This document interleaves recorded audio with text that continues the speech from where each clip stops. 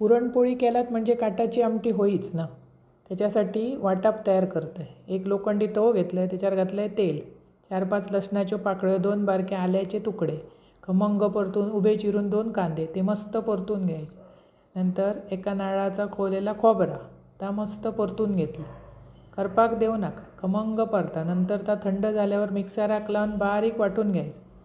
त्याच्या अगोदर चण्याची डाळ उकडून त्याचं पाणी गाळून घेतलं आणि डाळीचं पुरण केलं. बारीक असं वाटून घ्यायचं. त्या पाण्यात ना जरा शिजलेला पुरण मिक्स केलं आहे. नंतर एक पातेलं घेतलं, त्याच्यात घातलं आहे तेल. सुगंध योग म्हणून 2 दालचिनीचे तुकडे आणि 1 तमालपत्र घातलं आहे. नंतर फोडणीक मोहरी आणि हिंग, तडतडल्यावर लाल तिखट आणि गोडो मसालो सगळा परतून झाल्यावर डाळीचं पाणी ओतलं.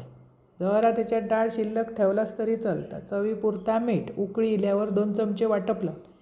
अशी काटाची आमटी करून खाऊन बघा, अप्रतिम लागतं पुरणपोळीबरोबर. ह्याका येळवणी पण म्हणतात. मस्त उकळी काढायची. गरमागरम काटाची आमटी आणि पुरणपोळी 1 नंबर खाद्य. अशी आमटी करा, खावा. आवडतली तुमकां आणि आवडल्या चॅनल सबस्क्राईब करा.